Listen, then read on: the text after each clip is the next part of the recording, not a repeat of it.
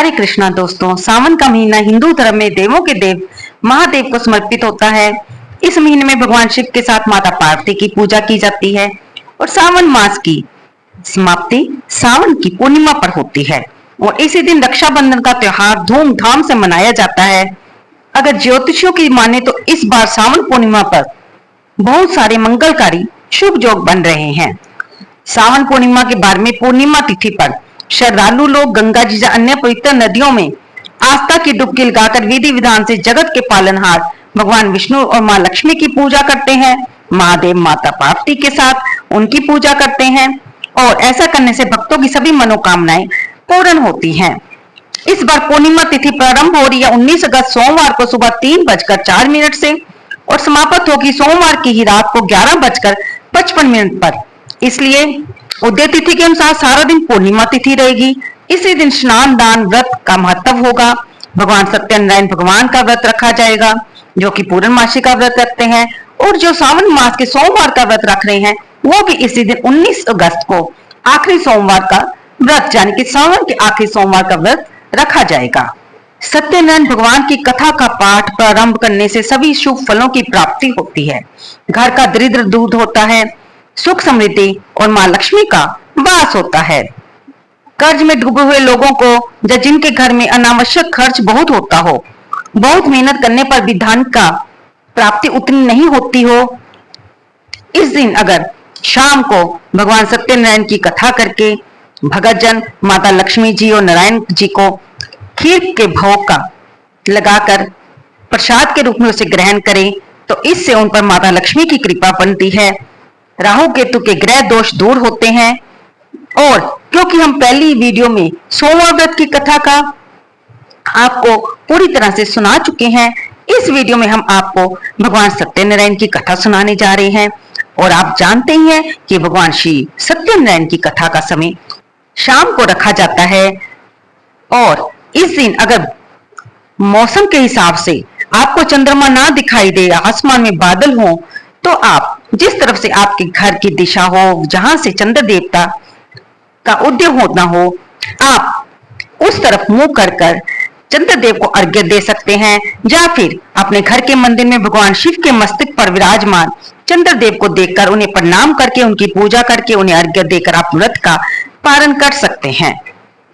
हम आपको बता दें कि सावन पूर्णिमा के दिन इस बार सुबह से ही भद्रा लग रही है और दोपहर तक भद्रा रहेगी।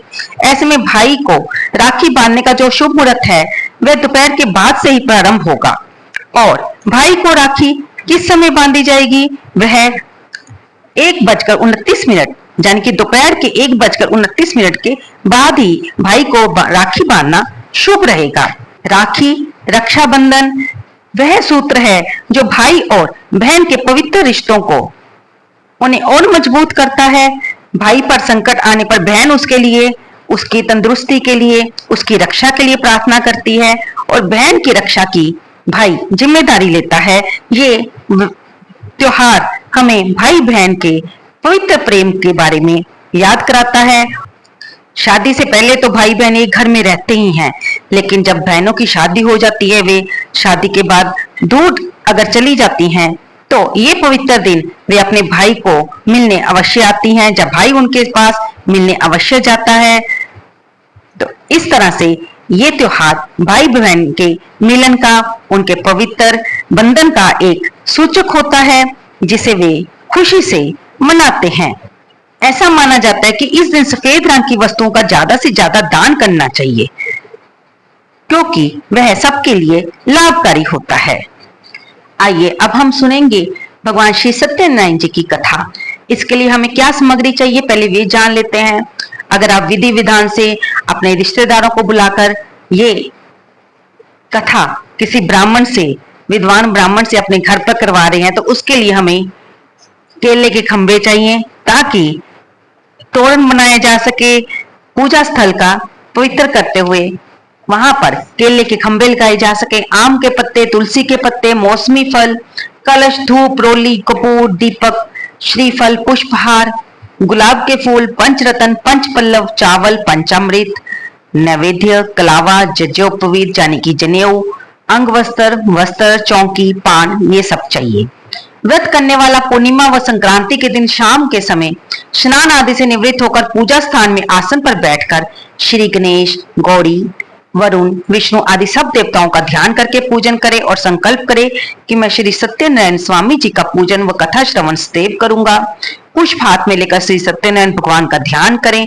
यज्ञोपवीत, पुष्प, नैवेद्य आदि से युक्त होकर स्तुति करें और कहें, हे भगवान, मैंने श्रद्धा पूर्वक फल, जल आदि सब सामग्री से आपको अर्पण की है, इसे स्वीकार कीजिए।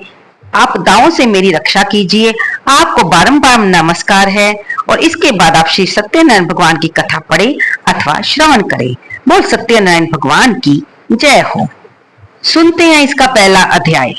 बोलिए श्री सत्यनारायण भगवान की जय। एक समय नैमिषारण्य तीर्थ में शौनक आदि 88,000 ऋषियों ने श्री सूत जी से पूछा, हे प्रभु, इस कलयुग में वेद विद्या रहित मनुष्यों को प्रभु भक्ति किस प्रकार मिलेगी तथा उनका उद्धार कैसे होगा? हे मुनि श्रेष्ठ, कोई ऐसा तप कहिए जिसमें थोड़े समय में पुण्य प्राप्त हो तथा मन वांछित फल भी मिले। वह कथा सुनने की हमारी प्रबल इच्छा है। सर्वशास्त्र ज्ञाता श्री सूत जी बोले, हे वैष्णव में पूज्य, आप सबने प्राणियों के हित की बात पूछी है। अब मैं उस श्रेष्ठ व्रत को आप लोगों से कहूंगा जिस व्रत को नारद जी ने श्री लक्ष्मी नारायण भगवान से पूछा था और श्री लक्ष्मीपति ने मुनि श्रेष्ठ नारद जी से कहा था। ये कथा ध्यान से सुनो। एक समय जोगी राज नारद जी दूसरों के हित की इच्छा से अनेक लोकों में घूमते हुए मृत्यु लोक में आ पहुंचे। यहाँ अनेक योनियों में जन्मे हुए प्राय सभी मनुष्यों को अपने कर्मों द्वारा अनेकों दुखों से पीड़ित देखकर विचार करने लगे कि किस यत्न के करने से निश्चय ही मानवों के दुखों का नाश हो सकेगा। ऐसा मन में सोचकर भगवान नारद विष्णु लोक को गए। वहां श्वेत वर्ण और 4 भुजाओं वाले देवों के ईश नारायण का, जिनके हाथों में शंख, चक्र, गदा और पद्म थे तथा वरमाला पहने हुए थे, देखकर वे स्तुति करने लगे। हे भगवान, आप अत्यंत शक्ति से संपन्न हैं।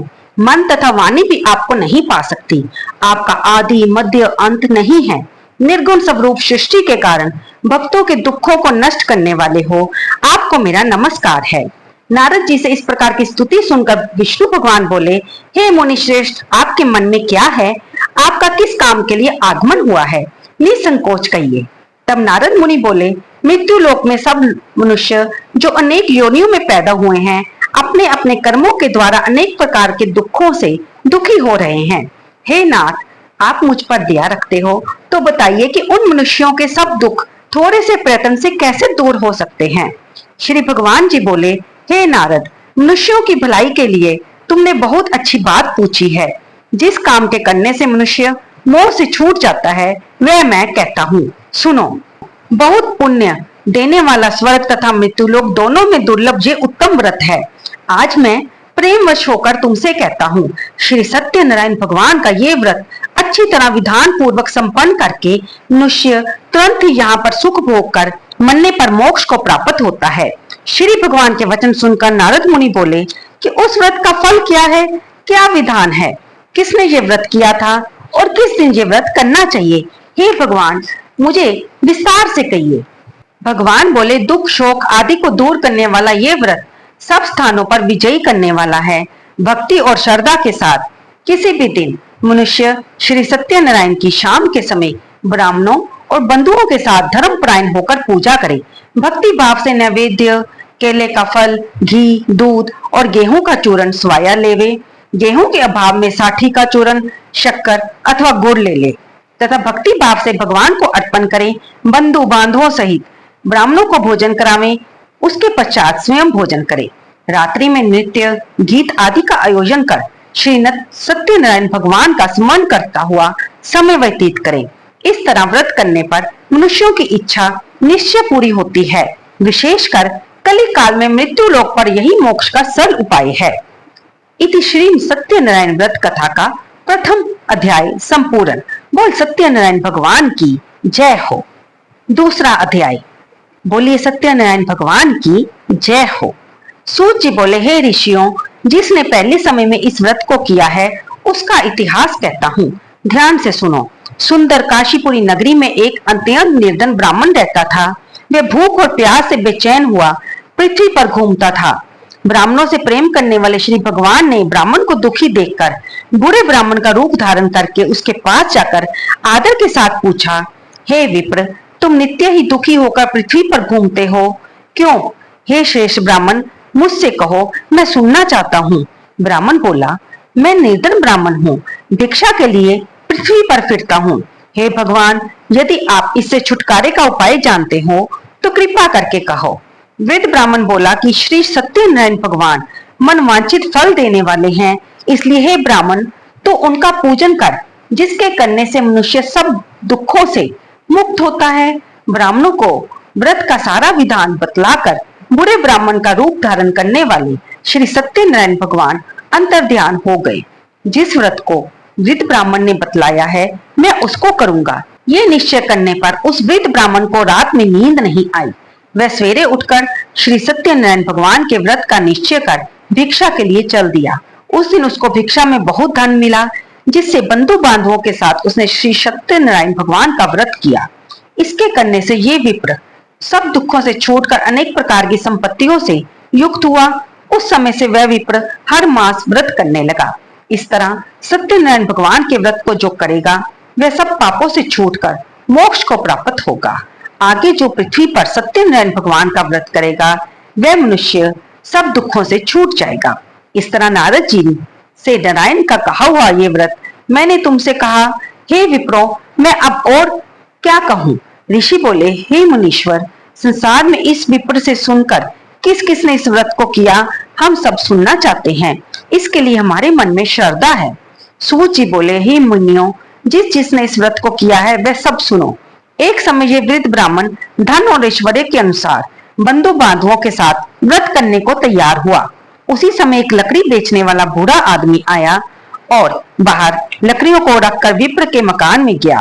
प्यास से दुखी लकड़हारा उनको व्रत करते देखकर विप्र को नमस्कार कर कहने लगा कि आप ये किसका पूजन कर रहे हैं और इस व्रत को करने से क्या फल मिलता है, कृपा करके मुझसे कहिए। ब्राह्मण ने कहा, सब मनोकामनाओं को पूर्ण करने वाला ये श्री सत्यनारायण भगवान का व्रत है। इनकी कृपा से मेरे यहाँ धन धान्य आदि की वृद्धि हुई है। विप्र से इस व्रत के बारे में जानकर लक्कड़हारा बहुत प्रसन्न हुआ। भगवान का चरणामृत ले और भोजन करने के बाद अपने घर को गया। लक्कड़हारे ने अपने मन में इस प्रकार का संकल्प किया कि आज गांव में लकड़ी बेचने से जो धन मिलेगा उसी से सत्यनारायण भगवान का मैं भी उत्तम व्रत करूंगा। ये मन में विचार कर वह बूढ़ा आदमी लकड़ियां अपने सिर पर रखकर जिस नगर में धनवान लोग रहते थे उस नगर में गया। उस रोज वहां पर उसे उन लकड़ियों का दाम पहले दिनों से चौगुना मिला। तब वह बुरा लकड़हारा दाम ले और अति प्रसन्न होकर पके केले की फली, शक्कर, घी, दुग्ध, दही और गेहूं का चूरन इत्यादि श्री सत्यनारायण भगवान के व्रत की कुल सामग्रियों को लेकर अपने घर गया। फिर उसने अपने भाइयों को बुलाकर विधि के साथ भगवान जी का पूजन और व्रत किया। उस व्रत के प्रभाव से वह बुरा लकड़हारा धन, पुत्र आदि से युक्त हुआ और संसार के समस्त सुख भोग कर वैकुंठ लोक को प्राप्त हुआ। इति श्री सत्यनारायण व्रत कथा का द्वितीय अध्याय संपूर्ण। यहाँ पर द्वितीय अध्याय समाप्त होता है। बोलिए सत्यनारायण भगवान की जय हो। तीसरा अध्याय। सूत जी बोले, हे श्रेष्ठ मुनियों, अब मैं आगे की कथा कहता हूँ, सुनो। पहले समय में उल्का मुख नाम का एक बुद्धिमान राजा था। वह सत्यवक्ता और जितेंद्रिय था। प्रतिदिन देव स्थानों पर जाता तथा गरीबों को धन देकर उनके कष्ट दूर करता था। उसकी पत्नी कमल के समान मुख वाली और सती साध्वी थी। भद्रशिला नदी के तट पर उन दोनों ने श्री सत्यनारायण भगवान का व्रत किया। उस समय वहां पर एक साधु वैश्य आया। उसके पास व्यापार के लिए बहुत सा धन था। वह नाव को किनारे पर ठहराकर राजा के पास आया और राजा को व्रत करते हुए देखकर विनय के साथ पूछने लगा, हे राजन, भक्ति युक्त चित्त से आप ये क्या कर रहे हैं? मेरी सुनने की इच्छा है, कृपया करके मुझे बतलाइए। राजा बोला, हे साधु, अपने बांधुओं के साथ पुत्र आदि की प्राप्ति के लिए एक महाशक्तिमान सत्यनारायण भगवान का व्रत व पूजन किया जा रहा है। राजा के वचन सुनकर साधु आदर से बोला, हे राजन, मुझसे इस व्रत का विधि विधान कहिए। मैं भी आपके कथनानुसार इस व्रत को करूंगा। मेरे भी कोई संतान नहीं है और इससे निश्चय ही होगी। राजा से सब विधान सुन व्यापार से निवृत्त हो वे अनंत के साथ घर गया। साधु ने अपनी पत्नी से संतान देने वाले उस व्रत का समाचार सुनाया और कहा कि जब मेरे संतान होगी तब मैं इस व्रत को करूंगा। साधु ने ऐसे वचन अपनी पत्नी लीलावती से कहे।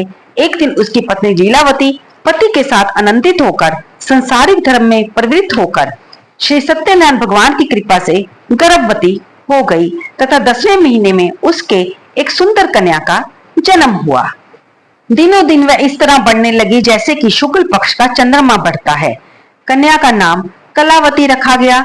तब लीलावती ने मीठे शब्दों में अपने पति से कहा कि जो आपने संकल्प किया था भगवान का व्रत करूंगा, अब आप उसे करिए। साधु बोला, हे प्रिय, कन्या के विवाह पर व्रत करूंगा।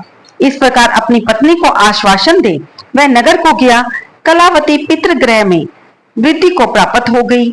साधु ने जब नगर में सखियों के साथ अपनी पुत्री को देखा तो तुरंत ही दूत को बुलाकर कहा कि पुत्री के वास्ते कोई सुयोग्य वर देख कर लाओ। साधु की आज्ञा पाकर दूत कंचन नगर पहुंचा और वहां पर खोज बहाल करके लड़की के लिए सुयोग्य वनिक पुत्र ले आया। उस सुयोग्य लड़के को देखकर साधु ने अपने बंधु बांधवों सहित प्रसन्न चित्त से अपनी पुत्री का विवाह उसके साथ कर दिया, किंतु दुर्भाग्य से विवाह के समय भी उस व्रत को करना भूल गया। तब श्री भगवान क्रोधित हो गए और श्राप दिया कि तुम्हें दारुण दुख प्राप्त होगा। अपने कार्य में कुशल साधु बनिया जमाता सहित नावों को लेकर व्यापार करने के लिए समुद्र के समीप स्थित रतनसारपुर नगर में गया। वहां दोनों ससुर जमाई चंद्रकेतु राजा के उस नगर में व्यापार करने लगे। एक दिन भगवान सत्यनारायण की माया से प्रेरित कोई चोर राजा का धन चुराकर भागा जा रहा था, किंतु राजा के दूतों को आता देखकर चोर ने घबराकर भागते हुए राजा के धन को वही नाव में चुपचाप रख दिया जहां पर वो ससुर जमाई ठहरे हुए थे और चोर भाग गए। जब दूतों ने उस साधु वैश्य के पास राजा के धन को रखा देखा तो वे उन दोनों को बांधकर ले गए और प्रसन्नता से दौड़ते हुए राजा के समीप जाकर बोले कि हम ये दो चोर पकड़कर लाए हैं, देखकर आज्ञा दे। तब राजा की आज्ञा से उनको कठिन कारावास में डाल दिया गया तथा उनका धन भी छीन लिया गया। सत्यनारायण भगवान के श्राप द्वारा उनकी पत्नी भी घर पर बहुत दुखी हुई और घर पर जो धन रखा था उसे चोर चुराकर ले गए। शारीरिक व मानसिक पीड़ा तथा भूख प्यास से अति दुखित हो अन्न की चिंता में कलावती ब्राह्मण के घर गई। वहां उसने सत्यनारायण भगवान का व्रत होते देखा, फिर कथा सुनी और प्रसाद ग्रहण कर रात को घर में आई। तब माता ने कलावती से पूछा, हे पुत्री, अब तक कहाँ रही व तेरे मन में क्या है? कलावती बोली, हे माता, मैंने एक ब्राह्मण के घर श्री सत्यनारायण भगवान का व्रत देखा। कन्या के वचन सुनकर लीलावती भगवान के पूजन की तैयारी करने लगी, क्योंकि उसे अपने पति का किया हुआ संकल्प याद आ गया था। लीलावती ने परिवार और बंधुओं से श्री सत्यनारायण भगवान का पूजन किया, वर मांगा कि मेरे पति और दामाद शीघ्र आ जाएं। साथ ही प्रार्थना की कि हम सबका अपराध क्षमा करें। सत्यनारायण भगवान इस व्रत से संतुष्ट हुए और राजा चंद्रकेतु को स्वप्न में दर्शन देकर कहा, हे राजन, दोनों वेश्यों को प्रातः ही छोड़ दो। उनका सब धन जो तुमने ग्रहण किया है दे दो, नहीं तो मैं तुम्हारा धन, राज्य, पुत्र आदि नष्ट कर दूंगा। राजा से ऐसे वचन कहकर भगवान अंतर ध्यान हो गए। प्रातःकाल राजा चंद्रकेतु ने सभा में अपना स्वप्न सुनाया। फिर दोनों वनिक पुत्रों को कैद से मुक्त कर सभा में बुलाया। दोनों ने आते ही राजा को नमस्कार किया।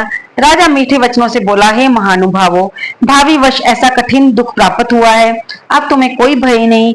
ऐसा कहकर राजा ने उनको नए नए वस्त्र भूषण पहनाए तथा उनका जितना धन लिया था उससे दुगना धन देकर आदर से विदा किया। दोनों वेश्य अपने घर की ओर चल दिए। इति श्री सत्यनारायण व्रत कथा का तृतीय अध्याय संपूर्ण। यहाँ पर तृतीय अध्याय समाप्त होता है। बोल श्री सत्यनारायण भगवान की जय हो। चौथा अध्याय। श्री सूत जी बोले, वेश्या ने मंगलाचार करके यात्रा आरंभ की और अपने नगर को चला। उनके थोड़ी दूर निकलने पर डंडी वेशधारी श्री सत्यनारायण भगवान ने उससे पूछा, हे साधु, तेरी नाम में क्या है? अभिमानी वनिक हंसता हुआ बोला, हे डंडी, आप क्यों पूछते हो? क्या धन लेने की इच्छा है? मेरी नाम में तो बेल और पत्र भरे हैं। वेश्या का कठोर वचन सुनकर भगवान ने कहा, तुम्हारा वचन सत्य हो। डंडी ऐसा कहकर वहां से दूर चले गए और कुछ दूर जाकर समुद्र के किनारे बैठ गए। डंडी के जाने पर वेश्या ने नित्य क्रिया करने के बाद नाव को ऊंची उठा देखा, अचंभा किया तथा नाव में बेल पत्ते देखकर वह मूर्छित होकर जमीन पर गिर पड़ा। फिर मूर्छा खुलने पर अत्यंत शोक प्रकट करने लगा। तब उसका दामाद बोला कि आप शोक न करें, ये डंडी का श्राप है, अतः उनकी शरण में चलते हैं, तभी हमारी मनोकामना पूर्ण होगी। दामाद के वचन सुनकर वे डंडी के पास पहुंचे और अत्यंत भक्ति भाव से नमस्कार करके बोला, मैंने जो आपसे असत्य वचन कहे थे उनको क्षमा करें। ऐसा कहकर महान शोकातुर होकर रोने लगा। तब डंडी भगवान बोले, हे वनिक पुत्र, मेरी आज्ञा से तुम्हें बार बार दुख प्राप्त हुआ है, तुम मेरी पूजा से विमुख हुआ। साधु बोला, हे भगवान, आपकी माया से ब्रह्म आदि भी आपके रूप को नहीं जानते, तब मैं अज्ञानी कैसे जान सकता हूँ। आप प्रसन्न होइए, मैं समर्थ्य के अनुसार आपकी पूजा करूंगा, मेरी रक्षा करो और पहले के समान नौका में धन भर दो। उसके भक्ति युक्त वचन सुनकर प्रसन्न होकर उसकी इच्छा अनुसार वर देकर डंडी अंतर ध्यान हो गए। तब उन्होंने नाव पर आकर देखा कि नाव धन से परिपूर्ण है। फिर वह भगवान सत्यनारायण का पूजन कर साथियों सहित अपने नगर को चला। जब वह अब नगर के निकट पहुंचा तब दूत को घर भेजा। दूत ने साधु के घर आकर उसकी स्त्री को नमस्कार कर कहा कि साधु अपने दामाद सहित इस नगर के समीप आ गए हैं। लीलावती और कलावती इस समय भगवान का पूजन कर रही थी। ऐसा वचन सुनकर साधु की स्त्री ने बड़े हर्ष के साथ सत्यदेव का पूजन कर पुत्री से कहा, मैं अपने पति के दर्शन को जाती हूँ, तू कार्य पूर्ण कर शीघ्र आ जाना। परंतु कलावती व्रत एवं प्रसाद छोड़कर पति के पास चली गई। प्रसाद की अवज्ञा के कारण सत्यदेव ने रुष्ट हो उसके पति को नाव सहित पानी में डुबो दिया। कलावती अपने पति को ना देखकर रोती हुई जमीन पर गिर गई। इस तरह नौका को डूबा हुआ तथा कन्या को रोता हुआ देखकर साधु दुखित होकर बोला, हे प्रभु, मुझसे या मेरे परिवार से जो भी भूल हुई है उसे क्षमा करें।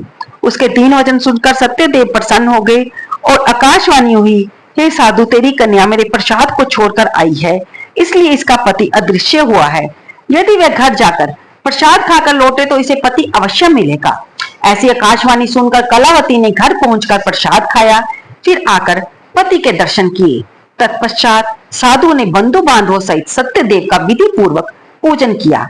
इस लोक का सुख भोगकर अंत में स्वर्लोक को गया। बोल सत्यनारायण भगवान की जय हो। इति श्री सत्यनारायण व्रत कथा का 4th अध्याय संपूर्ण।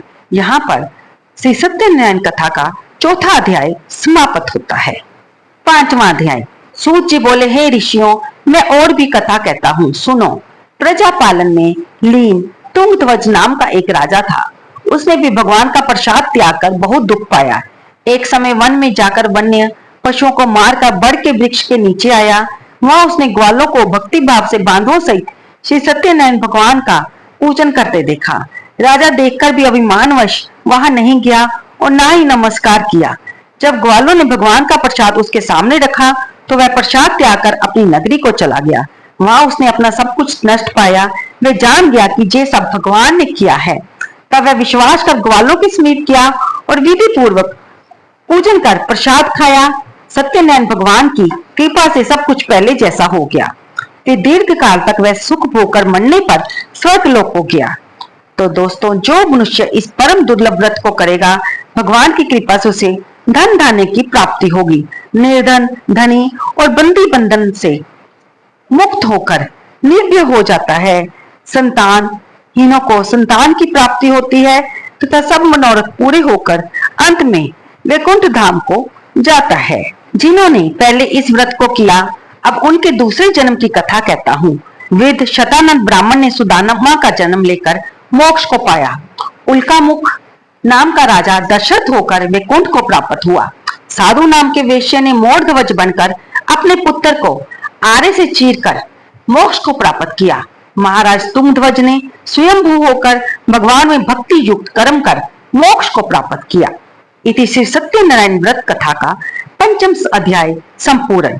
और सत्यनारायण भगवान की जय हो। तो दोस्तों, ये थी सत्यनारायण भगवान की कथा। आपने देखा कि इसमें 5 अध्याय हैं, जिसमें ऋषियों द्वारा इस कथा में भगवान सत्यनारायण की व्रत की गाथा, महिमा और जिन भक्तों को ये व्रत रखकर वैकुंठ लोक की प्राप्ति हुई, उनके बारे में बताया गया है। इस कथा को करने के बाद आप श्री सत्यनारायण भगवान की आरती कीजिए, जो कि हमने आपको यहाँ पे दिखाई है, जिसे आप पढ़कर आपके पास अगर सत्यनारायण भगवान की कथा की पुस्तक है उसमें से भी आप पढ़ सकते हैं, नहीं तो आप ओम जय जगदीश हरे की आरती भी कर सकते हैं। तो इस आरती के बाद आप भगवान को भोग अर्पित करें और उनसे अगर आपने व्रत रखा है तो क्षमा याचना अवश्य कर लें। ये व्रत कथा आप शाम को कीजिए, क्योंकि भगवान सत्यनारायण की कथा पूर्णमासी के दिन शाम को ही की जाती है।